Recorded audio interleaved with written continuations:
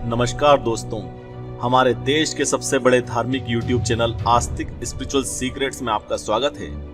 हर शनिवार और रविवार की तरह आज भी हम लेकर आए हैं आपके लिए सच्ची घटना पर आधारित एक कहानी, जिसमें हम आपको बताएंगे कि आखिर क्यों स्वयं भगवान श्री राम को एक अदालत में होना पड़ा हाजिर, किसके कारण होना पड़ा हाजिर और फिर जज के साथ आखिर हुआ क्या। तो चलिए शुरू करने से पहले अगर आप नए हैं तो इस चैनल को अभी सब्सक्राइब करके बेल आइकन दबाएं ताकि हमारे हर वीडियो आपको समय पर मिल सके।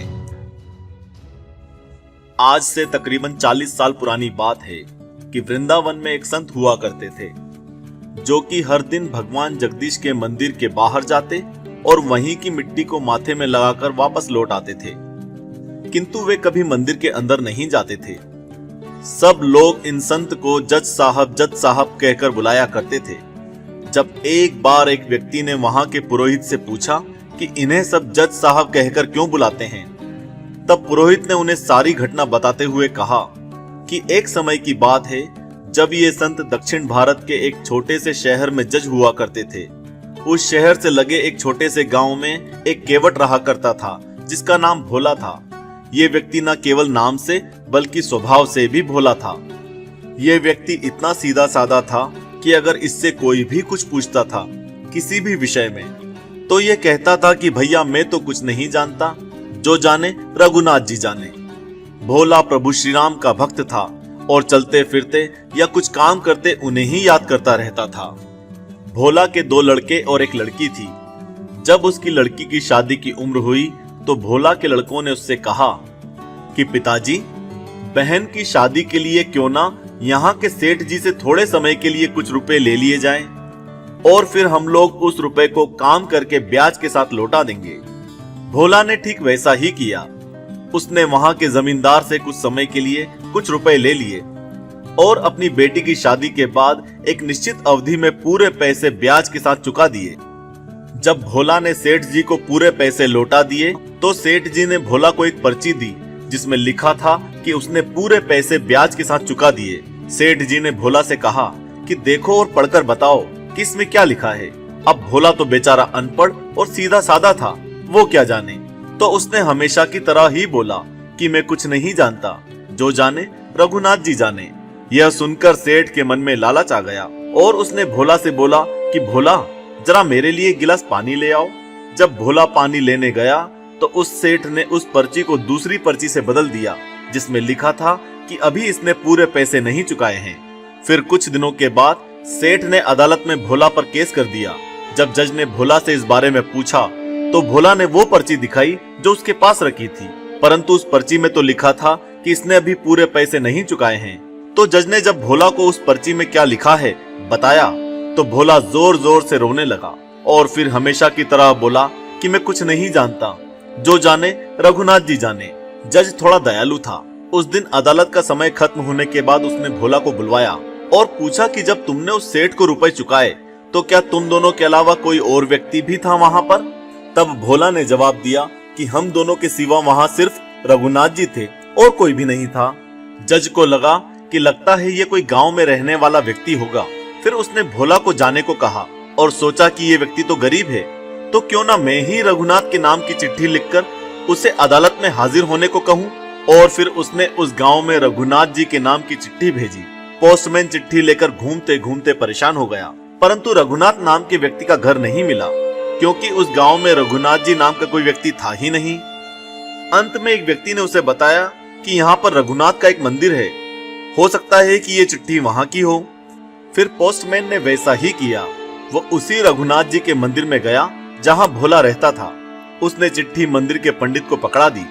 जब उस पंडित ने चिट्ठी देखी तो मन ही मन सोचा कि प्रभु, जब आपने चिट्ठी मंगवा ही ली है तो मैं इसे रख लेता हूँ। और फिर पंडित ने पोस्टमैन से चिट्ठी लेकर हस्ताक्षर कर दिए और उस चिट्ठी को मंदिर में प्रभु के चरणों में जाकर रख दिया और प्रभु से भावुक होकर प्रार्थना की, हे भगवान, आपके अलावा इस भोले व्यक्ति का कोई भी नहीं है, अब आप ही को करना है जो करना है। जब अदालत में हाजिर होने की तारीख पास आई तो उस पंडित ने भोला को एक दिन पहले ही शहर भेज दिया ताकि वो समय से पहुंच जाए।